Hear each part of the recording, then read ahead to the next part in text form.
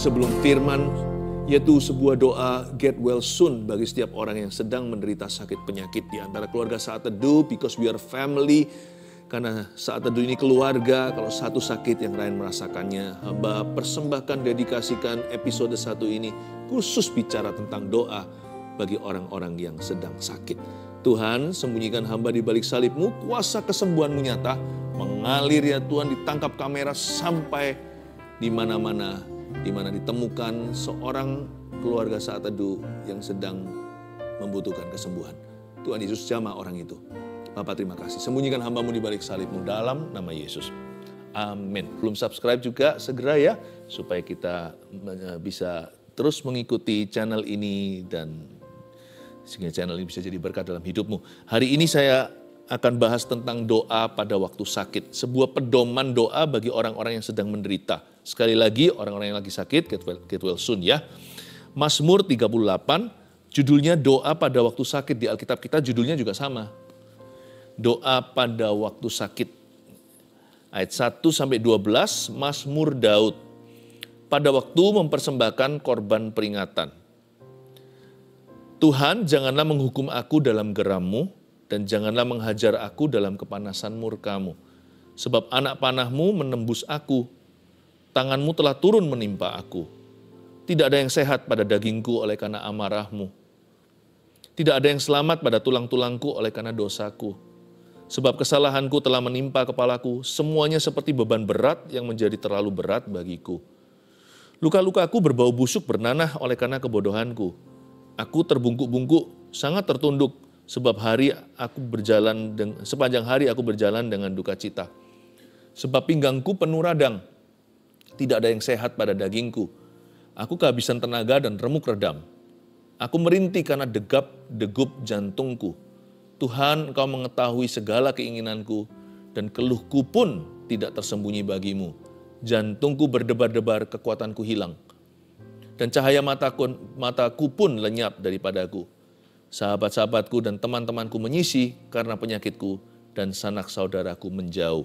Ini sebuah Psalms atau sebuah Mazmur yang agak misterius. Bukan penulisnya, kita tahu yang menggubah lagu ini adalah Daud, karena ini Mazmur Daud. Ayat pertama, Mazmur Daud pada waktu mempersembahkan korban peringatan. Sebenarnya kita nggak tahu persisnya kapan Daud sakit begini. Ya, para ahli teologi juga tidak bisa menebak di dalam occasion atau kejadian kapan. Kejadian yang mana dalam biografinya. Tapi begitu unik Mazmur ini, hanya di Mazmur ini dituliskan dengan detail Daud lagi sakit apa. Ini bukan sakit hati, bukan emosi, ini sakit badan atau jasmani. Mazmur Daud pada waktu mempersembahkan korban peringatan, tapi kita tahu inilah Mazmur Daud pada waktu dia sakit. Ayat 2, Tuhan, janganlah menghukum aku dalam geram-Mu. Belum apa-apa kok langsung berkata, Tuhan jangan hukum saya. Sepertinya Daud itu nuraninya menuduh. Kalau enggak mungkin ayat 2 langsung permohonan maaf, pengakuan dosa. Memang betul ya, tidak semua penyakit adalah karena dosa. Ada yang bawaan aja, memangnya hidup nggak sempurna. Tapi ada juga yang karena gaya hidup yang salah. Tetapi khususnya untuk kejadian Daud ini, kayaknya dia sadari suatu dosa. Suatu dosa yang menuduh dia. Waktu dia sakit itu, dia mengerti bahwa penyakitnya ada hubungannya. Dan juga tidak semua penyakit dari setan. Ada yang karena kuasa gelap. Ada yang karena kutuk iblis dalam kehidupan seseorang alias kutuk keturunan. Tapi nggak bisa dipukul rata, semua penyakit selalu cikal bakal asal usulnya sama. Tapi saya mau ajarkan sebuah prinsip rohani hari ini untuk kita pelajari waktu kita sakit gimana berdoa karena ini pedomannya. Ayat 2, ketika Daud menyadari ada sesuatu yang salah di hatinya atau sesuatu yang salah dalam hidupnya. Lalu sekarang dia sakit, sekarang dia bergumul dengan sakit penyakit. Kayaknya di dalam pikiran dan hatinya dia bisa koneksikan. Ini pasti ada hubungan. Makanya dia tidak mau basa-basi dan buang waktu.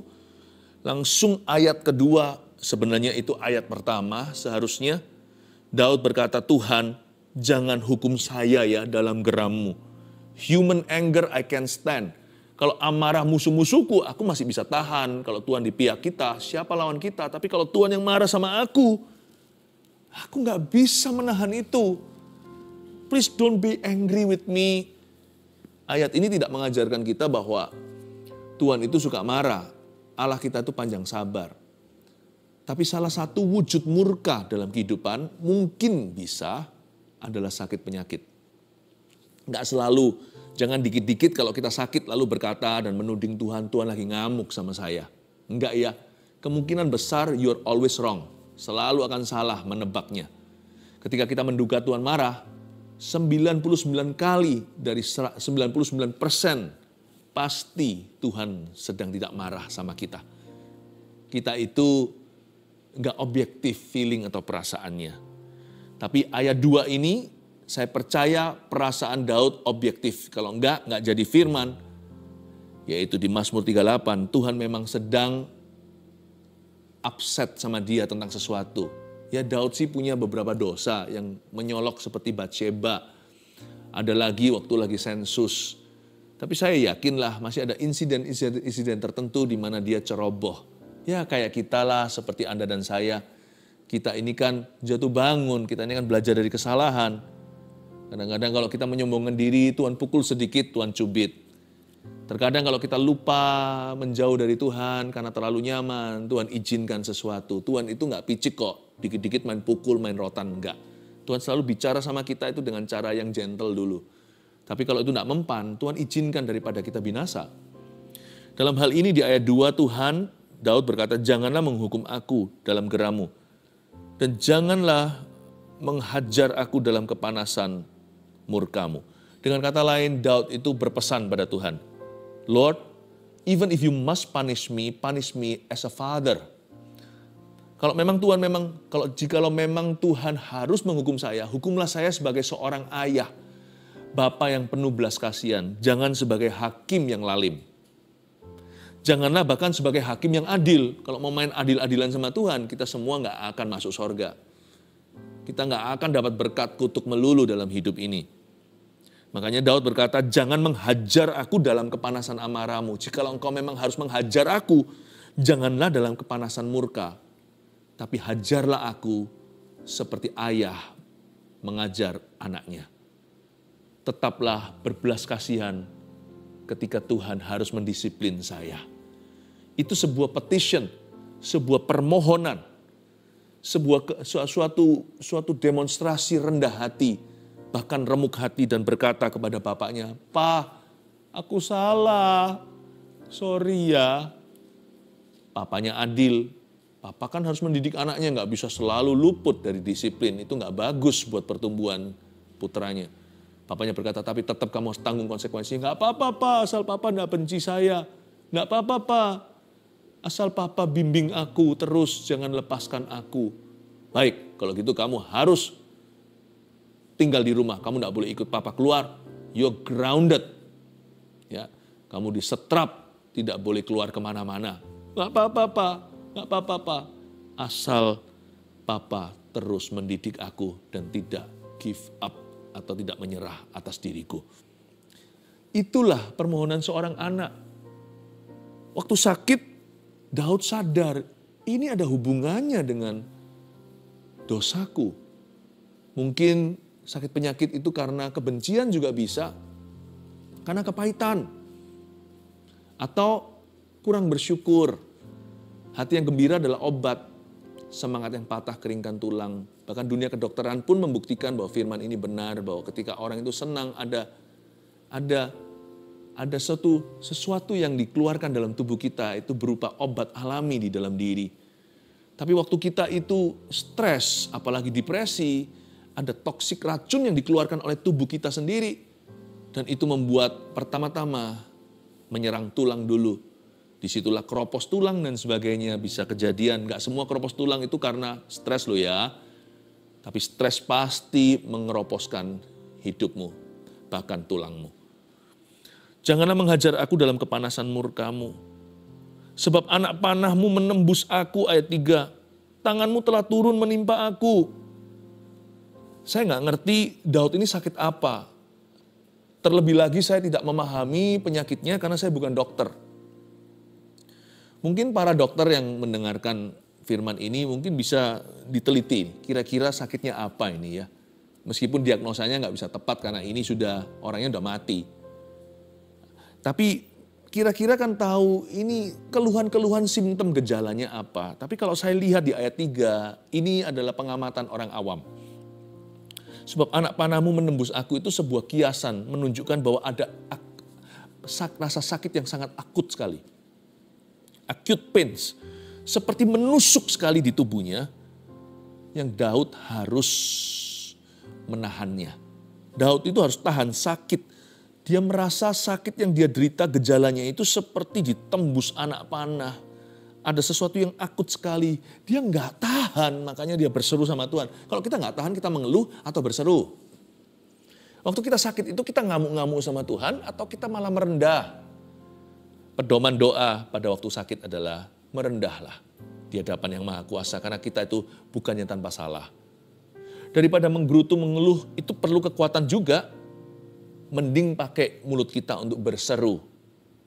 Karena orang yang berseru mendapat kekuatan baru. Tanganmu telah turun menimpa aku. Tidak ada yang sehat pada dagingku oleh karena amarahmu. Dan Daud mengakui ini semua ada hubungan dengan amarah Tuhan. Saya kira kalau kita ngalami amarah Tuhan, kita biasanya ikut-ikut marah. Anehnya gini loh manusia itu. Kalau Allah lagi marah, kita ikut-ikut marah. Tapi nanti kalau Allah penuh kasih dan mengampuni, kita nggak mau ikut-ikut mengampuni. Kok enak orang itu dilepaskan. Hukum dia Tuhan. Kalau marah jangan ikut-ikut sama Tuhan. Karena kita nggak berhak. Dia patut marah. Karena dia selalu benar, kita selalu salah. Tapi kalau mengampuni, kita harus ikut. Karena kita ini harus tahu diri. Tapi Daud berkata tidak ada yang sehat pada dagingku oleh karena amarahmu. Daud mengakui ini ada hubungannya dengan amarah Tuhan. Tapi indahnya di pasal 4b lanjutan bunyinya begini. Bukannya menyalahkan Tuhan. Tidak ada yang selamat pada tulangku oleh karena dosaku. Kalau kita menyadari kondisi kita nggak tentu sakit penyakit atau kondisi apa yang membuat kita terpuruk hari ini bisa saja bukan jasmani. Bisa saja emosi, bisa saja kejadian, bisa saja yang menghantam kehidupan. Kalau kita merasakan kita kena amarah Tuhan, jangan marah kembali, malah introspeksi. Take ownership, take charge. Belajar untuk ambil tanggung jawab atas tindakanmu sendiri, atas kelakuanmu, atas perbuatanmu. Belajar untuk gentleman mengakui, ya memang ini salahku. Belajar untuk take ownership itu, take charge artinya belajar untuk janganlah orang kalau salah itu masih bisa berdali dan berdolak-dalik. Beranilah kita mengakui, ya memang betul, it's my bad, it was my bad, itu karena salahku. Aku yang ceroboh makanya company, perusahaan mengalami kerugian. Aku tidak baca dengan teliti kontraknya, aku tidak baca keluputan sesuatu. Sehingga akhirnya seluruh merugi secara korporat. Belajar untuk berani tampil, bukan hanya kalau bagus. Berani tampil ketika kita kurang. Daud ini gentleman, dia berani tampil di hadapan tahta kasih karunia dan berkata, sekalipun aku kena marah, tapi semua ini oleh karena dosaku sendiri ya Tuhan. Tulang-tulangku tidak ada yang selamat oleh karena dosaku. Daud dalam waktu dia lagi sakit dan menderita luar biasa nggak tahan. Akut sekali sakitnya seperti ditembus anak panah. Daud pasti pernah ngerasain ditembus anak panah karena dia tentara. Zaman dulu kan bukan peluru. Zaman dulu kalau dia lawan Goliat, waktu dia lawan beruang, lawan singa, masa mungkin dia mulus. Meskipun Tuhan memberi dia kemenangan, pasti ada cakaran. Pasti ada darah-darahnya, baret-baretnya. Dia ngerasakan kukunya beruang atau rahangnya singa. Waktu kegeser atau kegesek ke tubuhnya, daging dan darah segar keluar. Dia merasakan itu seperti anak panah yang menembus badan. Dan Daud bisa menjelaskan secara deskriptif sekali. Dia menjelaskan dengan sangat dengan sangat harafiah. Rasanya seperti ditusuk panah. Dalam kondisi yang sangat berat, sangat susah. Daud memilih untuk memuliakan Allahnya. Dia berkata, aku memang kena marah, tapi Bapa, ini semua karena dosa saya. Aku patut menerima ini. He glorified God in his sickness. Dia memuliakan Tuhan. Ayub pun pernah dicoba yang sama. Ya saya bisa ngerti istrinya nggak tahan. Siapa bisa tahan sih lihat penderitaan? Tapi Ayub berkata tidak. Mulutku tidak akan berdosa. Tuhan memberi, Tuhan mengambil, terpujilah nama Tuhan. Padahal dia disuruh untuk mengutuki Allah. Apapun terjadi, sesakit apapun aku, segatal apapun tubuhku, sampai dia pakai beling, sampai kaca, pakai duri untuk menggaruk-garuk badannya sendiri. Ayub berkata, separah apapun kondisiku, I shall not curse my God.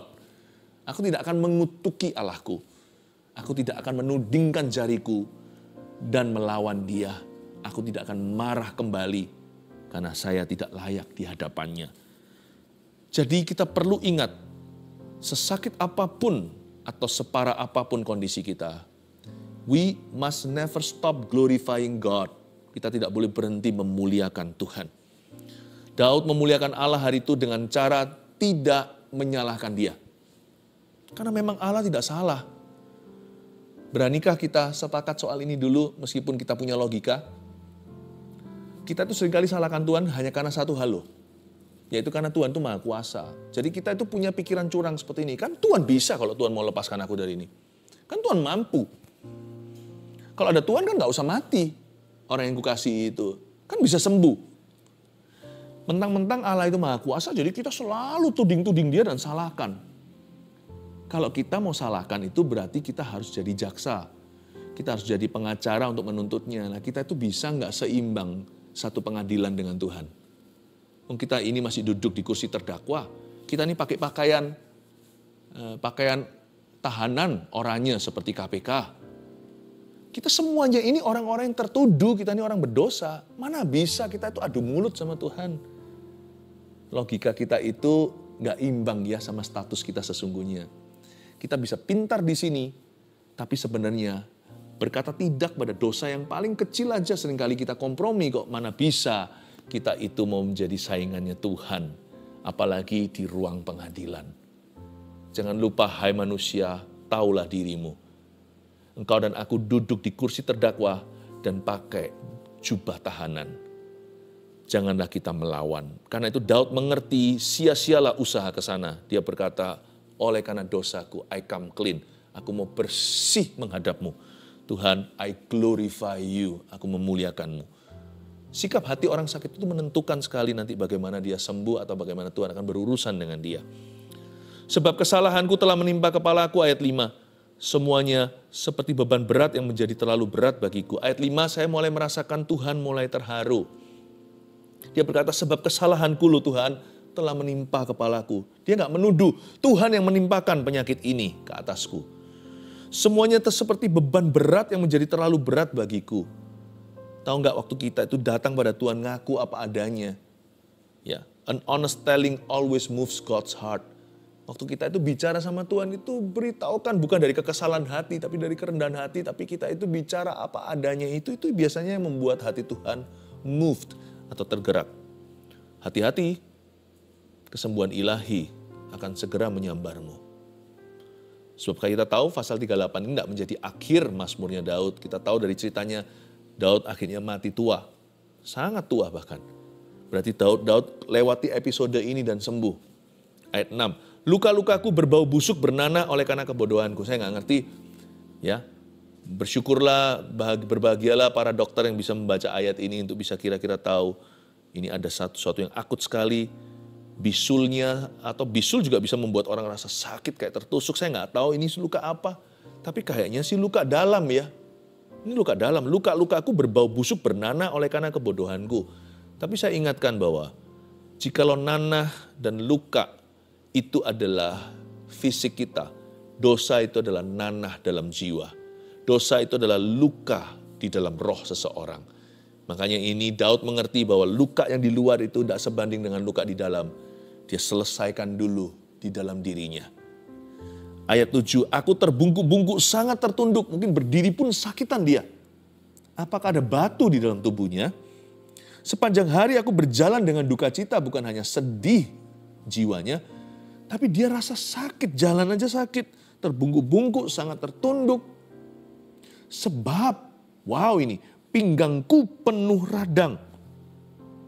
Tidak ada yang sehat pada dagingku. Pinggangnya penuh radang. Could it be that David was dealing with kidney stones? Saya tidak tahu apakah ini ada hubungannya dengan batu ginjal. Sebab pinggangku penuh radang atau apa yang terjadi di bagian pinggang. Itu kan ada organ-organ di dalamnya. Aku kehabisan tenaga dan remuk redam. Lemes aku gitu. Aku merintih karena degap-degup jantungku. Jantungnya pun disebut kayak berdebar-debar. Tuhan, Engkau mengetahui segala keinginanku. Dia bahkan gak berani berkata, sembuhkan aku. Dia mulai dengan ini, you know what I want. Nanti anak Daud suatu hari berjalan lalu berseru-serulah seorang buta namanya Bartimeus. Anak Daud, kasihanilah aku. Lalu anak Daud, Yesus Kristus memanggil dia dan berkata, apa yang bisa ku perbuat untukmu? Atau dengan kata lain, apa yang engkau mau? Engkau mengetahui segala keinginanku, kata Daud. Bartimeus berkata, so I can see. Rabuni, supaya aku bisa melihat. Ya Tuhan.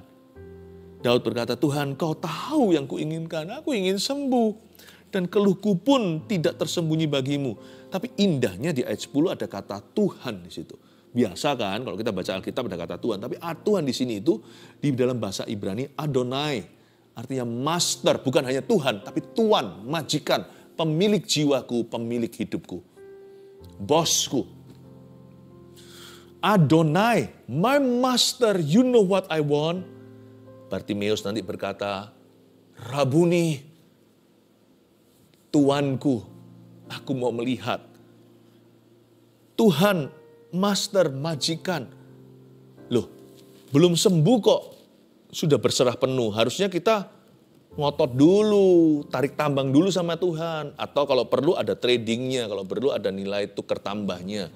Jadi kalau engkau sembuhkan aku, nanti aku melayanimu. Kalau Tuhan sembuhkan, nanti saya akan membayar persepuluhan.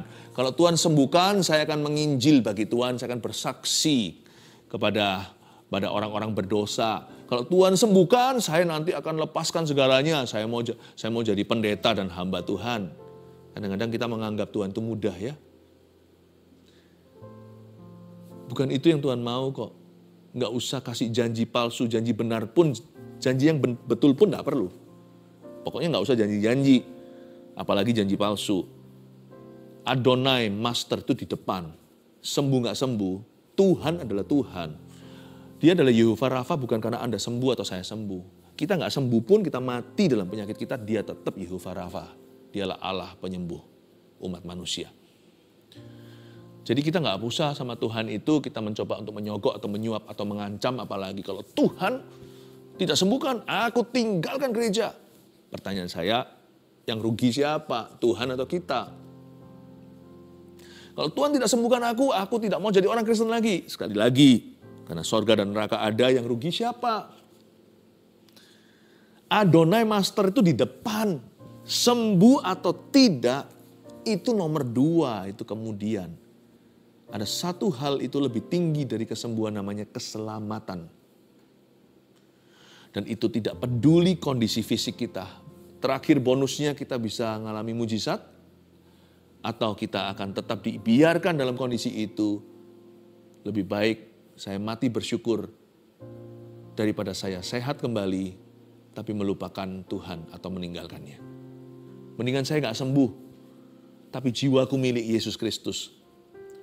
Daripada demi kesembuhan, saya tinggalkan Tuhan Yesus. Lebih baik saya mati dalam kondisi sakit, ya, daripada, tapi tetap saya itu mengasihi Tuhan dengan segenap hatiku dan beriman sekalipun tidak melihatnya di masa kehidupan saya. Daripada saya hidup terus, tapi saya lupa Yesus. Tapi ini kabar baiknya, divine healing itu ada, kesembuhan ilahi itu ada. Jadi ini ada good news, kita tidak akan berujung mati terus. Jantungku berdebar-debar, kekuatanku hilang, ayat 11. Dilanjutkan lagi. Dan cahaya mataku pun lenyap daripadaku. Mungkin karena dia merana kesakitan ya, jadi tidak ada cahaya. Matanya itu kayak orang, kenapa pucat? Kita kadang-kadang bilang sama teman kita, Ci, kenapa pucat nih? Aduh, kurang seger ya. Atau orang yang pernah sakit, wah sekarang sudah seger ya. Ada juga yang, aduh kenapa ya, saya lihat memang ya kasihan dosi itu kemarin aku ketemu. Aduh lemes ya. Kayak gak sehat gitu. Nah itulah cahaya matanya lenyap daripadanya. Sahabat-sahabatku dan teman-temanku menyisi karena penyakitku, mungkin menular kali. Dan sanak saudaraku menjauh. Berhenti sampai ayat 12 saja pembahasan. Tapi waktu dari ayat 10 sampai ayat 12 dari kata Adonai Master tadi sampai turun. Ternyata waktu Daud memanggil Tuhan itu Adonai atau Master, majikan, Tuhan, Tuan yang punya seluruh hidupku, pegang kunci hidup dan kematianku. Dia nggak nunggu sembuh dulu baru menyerahkan hatinya. Dia nggak nunggu mujizat dulu baru berserah. Dia nggak nunggu lihat hasil dulu baru bersyukur kepada Tuhan, baru takut akan Allah. Adonai, Master, majikan, Tuhan atau Tuan. Disebutnya dengan mantap, tidak ragu bimbang di depan. Saya memberikan 3 poin doa pada waktu sakit. Ini pedoman untuk kita semua. Jangan sakit please, saya doa dalam nama Yesus. Tapi jikalau ada yang sakit, ini termasuk untuk saya sendiri. Kalau saya sakit, saya nggak beriman. Elisa aja jatuh sakit. Elisa, coba Anda baca. Ada dosakah di hidupnya? Nggak ada. Buktinya di ranjang kematiannya. Elisa masih membuat mujizat, bahkan bukan ranjang kematian, itu ketemu sama raja. Dia bernubuat, ada kuasa pelayanan. Tapi waktu dia sudah jadi tulang belulang aja, tulangnya membangkitkan orang mati. Itu pun hanya menjamah tulang Elisa secara tidak sengaja. Ini ayat juga untuk saya. Jikalau saya nggak imani, jikalau saya sendiri sakit, saya akan praktekkan firman ini. Saya doa ya, keluarga Saat Teduh semua sehat, katakan amin ya. Yang sakit pun sekarang get well soon, oke? Lekas sembuh. Tapi 3 poin ini kita pegang, jaga-jaga. Dan bagi orang yang mengalami sakit penyakit, praktekkan langsung segera. Pertama, jika sakit dikarenakan dosa, akuilah dan bertobatlah. Bagaimana kita tahu kalau penyakit kita ini karena dosa? Gampang. Hati nurani itu nggak bisa berdusta. Hati nurani kita akan menuduh atau membela. Kalau membela itu gini, loh aku nggak ngerasa ada salah apa-apa. Ya sudah, kalau nggak ada ngerasa salah apa-apa, nggak usah cari-cari kambing hitam, termasuk jikalau kambing hitam itu adalah dirimu sendiri. Nggak usah cari-cari salah apa. Kalau cari-cari ya mesti ada. Tapi nggak tentu itu ada hubungannya. Kecuali kalau memang disadarkan. Waktu sakit kita tahu, wah ini pasti begini. Kalau nurani kita menuduh, ya udah cepat akui. Udah nggak usah lama-lama, nggak pakai lama-lama. Akui, selesaikan di tahta Tuhan. Sebab tahtanya itu punya satu alamat. Namanya kasih karunia. Sampai sekarang belum berubah lokasi, tetap kasih karunia Allah. Good news, kabar baik, kita bisa datang ke tahta itu. Bahkan kita bisa berlari serbu ke tahta itu. Dan memperoleh kasih karunia untuk menolong kita di saat kita perlu. Jika sakit dikarenakan dosa, akuilah dan bertobatlah. Tinggalkan dosamu itu segera. Karena merokok ini. Mungkin karena rokok elektronik bahkan, vaping atau apa itu namanya sekarang. Tuhan ampuni aku. Berkenankah Engkau memberi aku paru-paru yang baru? Ya. 2, dengan iman dan rendah hati, mintalah kesembuhan ilahi. Ini Daud kan minta, meskipun dia semi rada gak berani, dia berkata Engkau mengetahui segala keinginanku. Sekarang perjanjian baru, oleh bilur-bilurmu, Yesus, aku telah sembuh. Bukankah sudah ada kata Yesus di kayu salib sudah selesai? Lalu Yesaya 53 digenapi bahwa bukan hanya dosa kita lah yang ditanggungnya, tapi penyakit kita juga dipikulnya di atas kayu salib di Kalvari. Maka sekarang ayat 10 jangan bunyinya, Tuhan Engkau mengetahui segala keinginanku. Sekarang di zaman perjanjian baru, beritahukan keinginan Anda apa. Bilang aja sama Tuhan, heal me O Lord and I will be healed. Sembuhkan aku akan sembuh. Percayalah dengan segenap hati. Sekalipun Yesus sudah naik ke sorga, justru sekarang dia bekerja di seluruh dunia. Tidak dibatasi secara fisik, hanya di Israel saja. Oleh karena Roh Kudusnya, sekarang Tuhan Yesus hadir di mana-mana. seperti waktu di Galilea, waktu dia menyembuhkan semua dan membangkitkan Lazarus dari kuburan. Berarti kesembuhan ilahi itu ada. Divine healing exists. Ada orang-orang Kristen yang percaya bahwa kesembuhan sudah sirna, sudah pupus semua karunia-karunia. Ya terserah, nggak ada tertulis begitu di dalam Alkitab. Kalau mau percaya begitu, ya itu adalah pilihannya. Saya percaya Tuhan Yesus tidak berubah, tidak berubah, tidak berubah. Dan kasih-Nya tidak berubah. Dan kuasa-Nya tidak berubah, tak berubah selama-lamanya. Terjadilah sesuai dengan iman kita. Percayalah, divine healing, kesembuhan ilahi itu ada. A-D-A, ada. And it's for you. Dan hari ini bisa Tuhan berikan kepadamu. 3, sembuh atau tidak sembuh, jadikanlah Kristus Tuhan Adonai Master itu. Siap untuk mengalami kesembuhan? 3 poin saya ulangi. Jika sakit dikarenakan dosa, akuilah dan bertobatlah. Simpel kan? 2, dengan iman dan rendah hati, mintalah kesembuhan ilahi. 3, sembuh atau enggak sembuh, urusan nanti. Tetap jadikan Kristus Tuhanmu, Adonaimu.